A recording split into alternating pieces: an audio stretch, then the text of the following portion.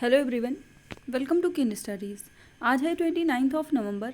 Start करते हैं आज के एमसीक्यू क्वेश्चंस। आज का फर्स्ट क्वेश्चन है, where was the 9th national level pollution response exercise, जिसका नाम है NATPOLREX 9, conducted by the Indian coast guard.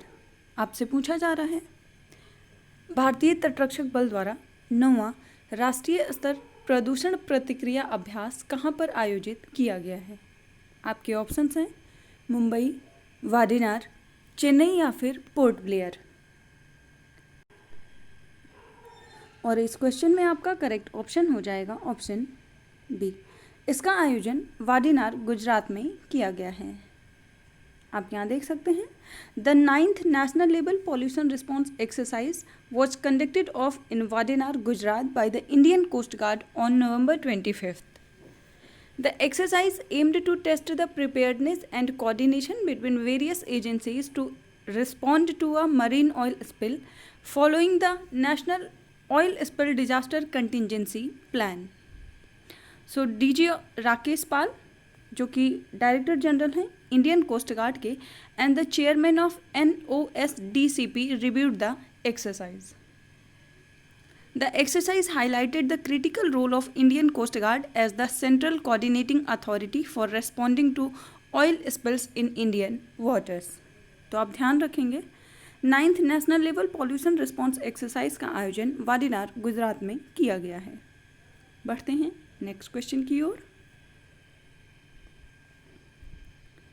Which location has been declared the 8th wonder of the world in November 2023? आपसे पूछा जा रहा है, नवंबर 2023 में किस स्थान को विश्व का 8वां आश्चर्य घोषित किया गया है। आपके ऑप्शंस हैं Pompeii, Angkor Wat, Bayon temple या फिर रोड्स ऑफ कोलेलस।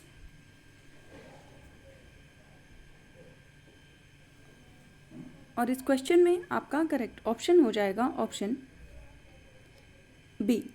8वां जो आश्चर्य घोषित किया गया है वो है अंकोर वाट का मंदिर। आप यहाँ देख सकते हैं, Angkor Wat in Cambodia has been declared the 8th wonder of the world, surpassing other major contenders including Italy's famous Pompeii. So spread across a massive 402 acres, Angkor Wat holds the title of world's largest religious structure according to the Guinness World Records. And notable features of Angkor Wat includes the mysterious face towers at Bayon Temple, bullet holes from the fight between Khmer Rouge and the Vietnamese army, and the iconic statue of Lord Vishnu named Ta Reach. तो आप ध्यान रखेंगे, Angkor Wat को 8वें आश्चर्य के रूप में घोषित किया गया है। बढ़ते हैं नेक्स्ट क्वेश्चन की ओर। Which ministry received the special appreciation medal for the excellence in display at India international trade fair 2023? आपसे पूछा जा रहा है, भारत अंतर्राष्ट्रीय व्यापार मेला 2023 के प्रदर्शन में उत्कृष्टता के लिए किस मंत्रालय को विशेष प्रशंसा पदक दिया गया है।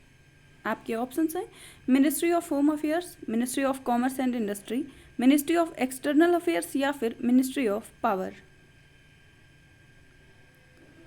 और इस क्वेश्चन में आपका करेक्ट ऑप्शन हो जाएगा option D.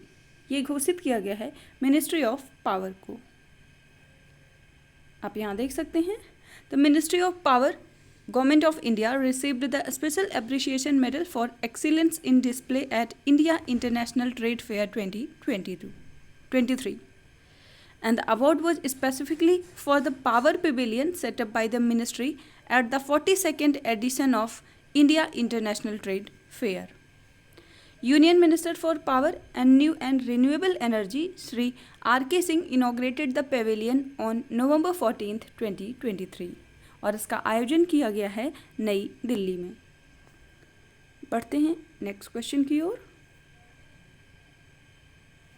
What is the name of the mascot for Khelo India para games 2023?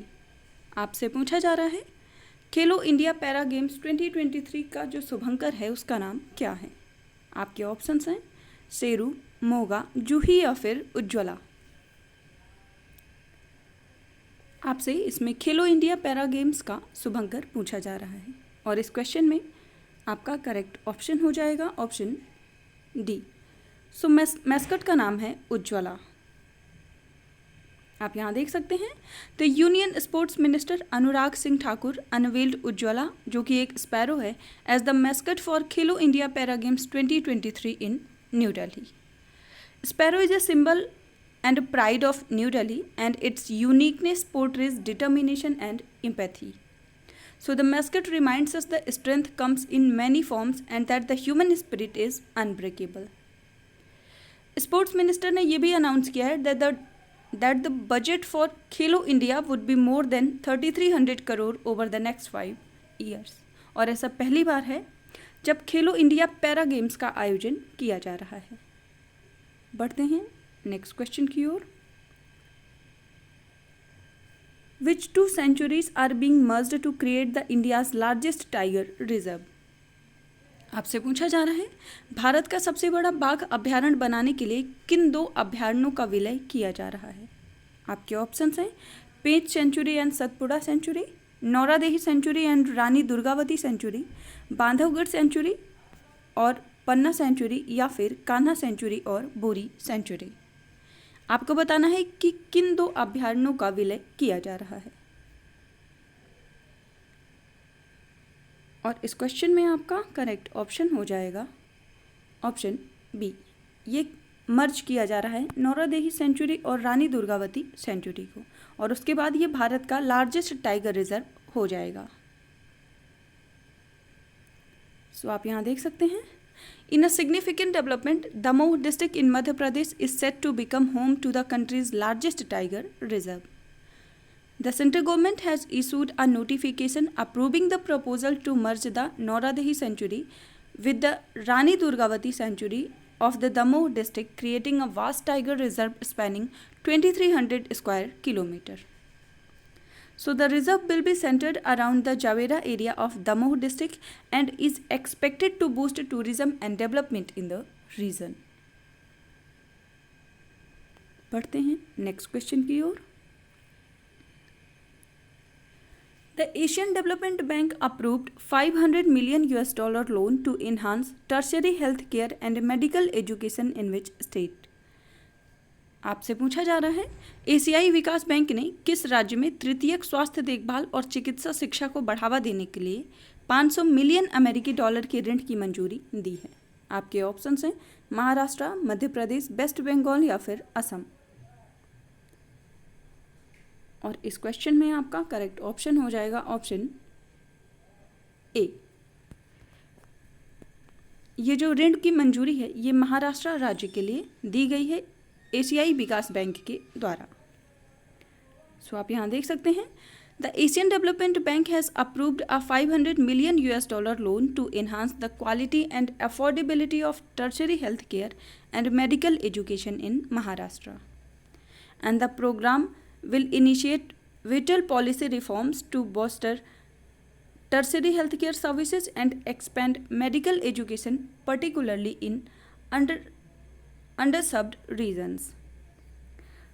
तो जो हेल्थ केयर है और मेडिकल एजुकेशन है उसको इन्हांस करने के लिए ये ऋण एशियन डेवलपमेंट बैंक के द्वारा महाराष्ट्र सरकार को दिया जा रहा है। सो आज के करंट अफेयर सेशन में इतना ही। Thank you for watching. Do like, share and subscribe.